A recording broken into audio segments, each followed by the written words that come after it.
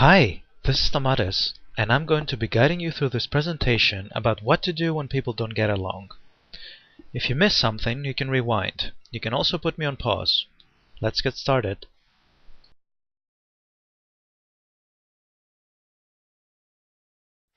So what will you get out of this session? Well, you'll be able to identify and be sensitive to causes of conflicts amongst residents.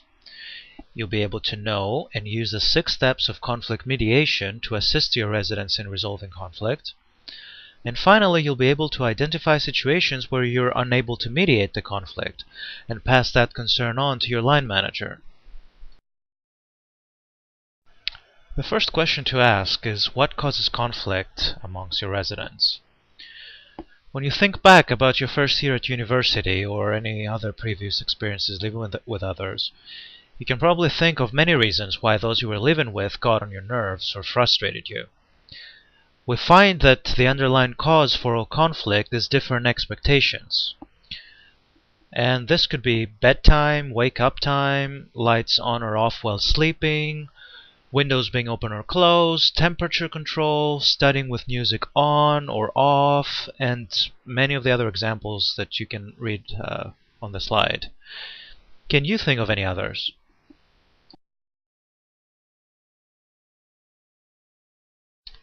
When do you, as the RA, get involved?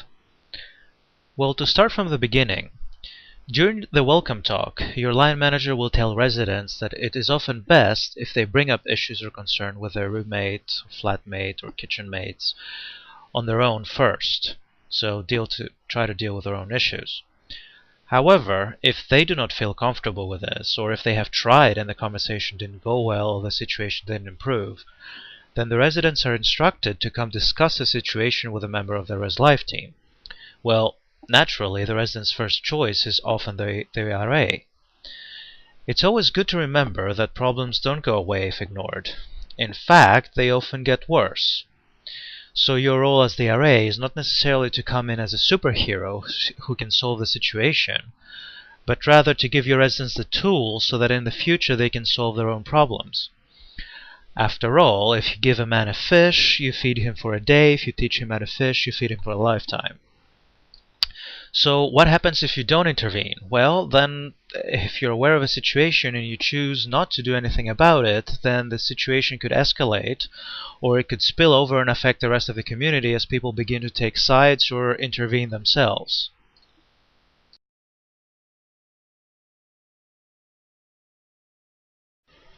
We do not expect you to be conflict detectives. You can't solve what you don't know is a problem. However, each of you will have a set number of residents that you're specifically responsible for helping become integrated in the university community and your site. Knowing your residents personally means you might see some of the signs that something is wrong and can therefore help sooner rather than later. There are a few ways you might become aware of a problem that is brewing. First, and obvious, the resident tells you. Otherwise, other members of the community might express a concern, or you might notice a change in the interactions of the residents. So hopefully one or both of the residents will come to tell you something that bothers them. But if they haven't, then you might need to do some detective work. Now, the first question to ask yourself when you notice someone is not the same as they used to be is, what in the interaction of or their behavior has changed exactly? For example, roommates used to always be together and now they're never found in the same room. In fact, they seem to go on extreme lengths not to be together. Or maybe did floormates used to cook together all the time and now only one of them is ever in the kitchen at a time? For most of us, let's face it, conflict and discontent do not make us happy. This area is not an area that most RAs are excited about doing, and after all, who is really thrilled about 2 residents not getting along? Now, the thing to remember is to keep it positive. Having disagreements or differences of opinions is not really a bad thing, and conflict is not always bad. As long as it is resolved effectively, it can lead to personal and professional growth. Now, throughout the process, remember to reinforce the positive intent of the mediation and of the students involved. This is not about getting students in trouble, or not about someone being right and someone else being wrong. Make sure that the residents understand that the conflict may be a mutual problem, which may be best resolved through discussion and negotiation rather than through raw aggression. And try to make it a win-win situation, not a lose-lose situation.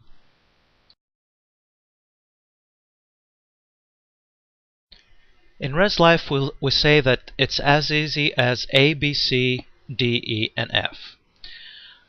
First, arrange the mediation. Then, set base rules. Then have each resident clarify their concerns. Then encourage dialogue.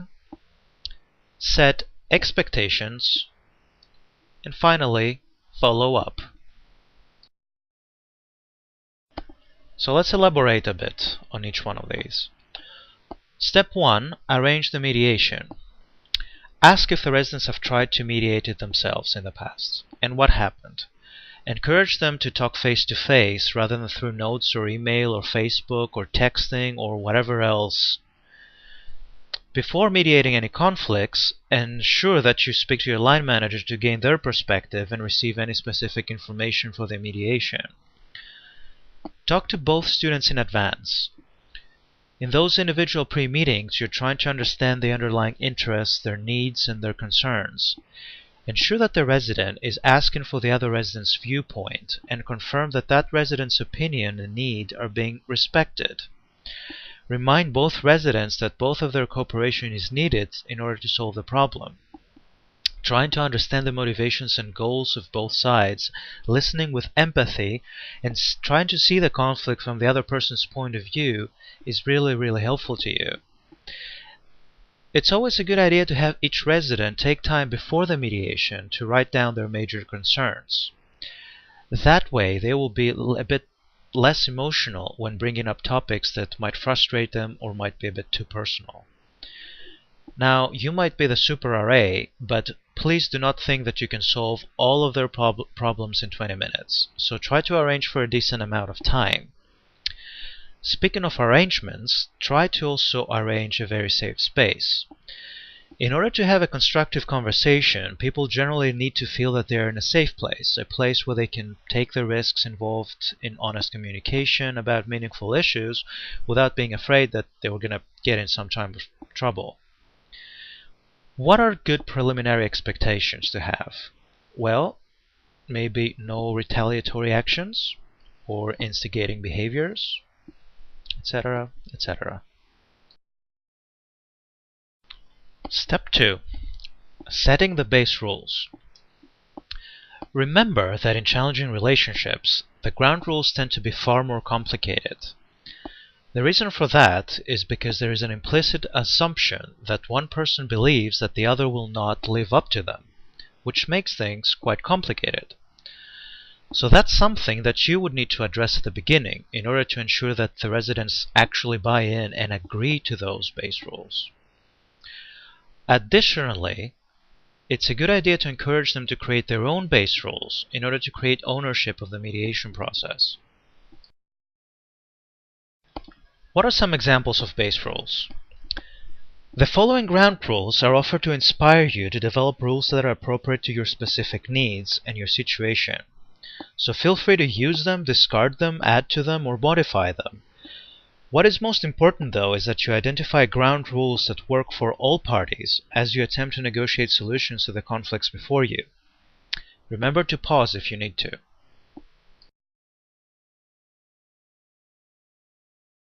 Step 3. Clarifying the concern. You need to clarify the concerning issue so that a common understanding exists. Often different underlying needs, interests, and goals can cause people to perceive problems very differently. So you'll need to agree to the problems that you're trying to solve before you find a mutually acceptable solution. Now, sometimes different people will see different but interlocking problems. If you can't reach a common perception of the problem, then at the very least you need to understand what the other person sees as the problem. Some problems or conflicts are solvable. Hair in the shower drain, leaving a mess on the counter, lights on too late. Other conflicts, however, that may stem from deeply held beliefs or values, and they may or may not be negotiable, well, even then, you might be able to arrange some sort of compromise. You can also speak to your line manager if that is the case. This is a good opportunity to use the active listening skills you learned in the previous RA induction presentation. During mediations, I often say, speak now or forever hold your peace, because this is their opportunity to clear the air.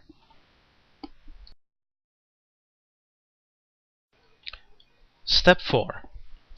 Encourage in dialogue. Pay attention to the mental and emotional stress of the residents.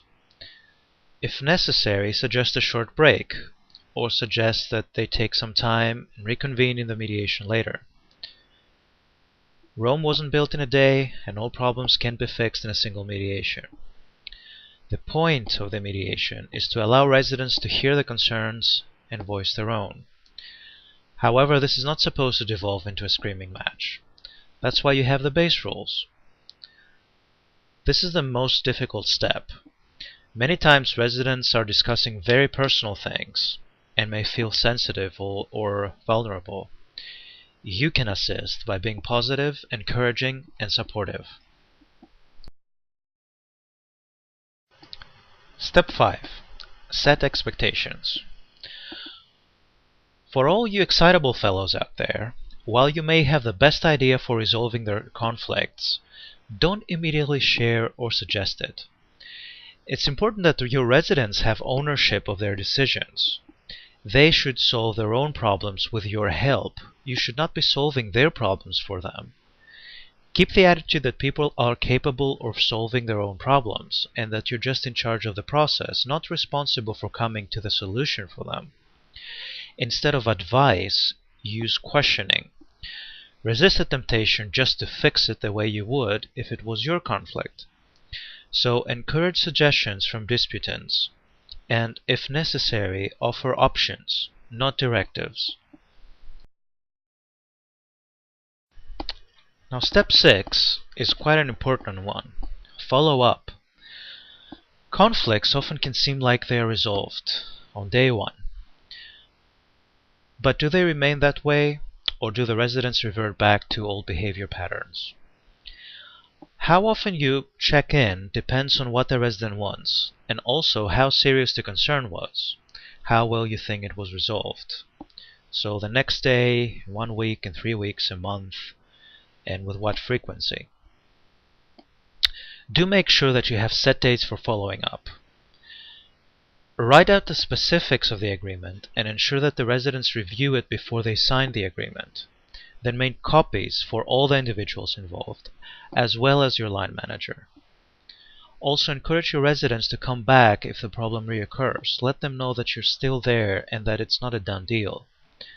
Finally, remember to update your line manager. They want to know what happened. If your mediation did not resolve, then the line manager might want to step in or assist the residents with relocation. Now a handful of useful tips and tricks. First of all, remember that unlike the rest of the aspects of your RA role, your role here is to moderate and encourage, not to be the problem solver. With that in mind, the first tip seems obvious. Don't take sides. Residents will look for bias on your part, so be extra careful. Asking one resident a question before another resident too often could make the other person believe that you're playing favorites. Another one is be objective. Validate both sides, even if you prefer one point of view, or even when only one party is present. Be supportive. Use caring language. Provide a non-threatening environment where people will feel safe to open up. Also, be non-judgmental. Actively discourage judgments about who was right or who was wrong. Don't ask why did you. Ask what happened.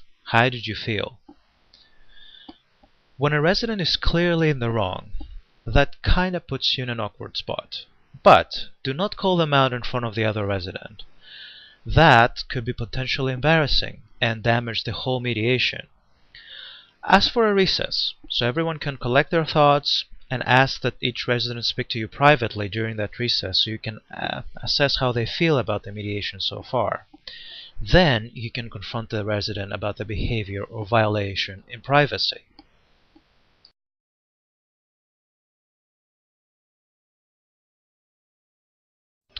During the mediation, sometimes concerning things come up, like a resident says that they feel threatened or unsafe in their room, or a resident says that they have been assaulted, or the living situation has become unsanitary or abusive, or even there is a considerable mental or emotional anguish from one of the people involved in a conflict. If you encounter any of these, you should immediately contact your line manager. Safety and well-being are our primary concern. So you have now completed the When Residents Don't Get Along presentation. Please take a look at the slide for instructions on what to do next.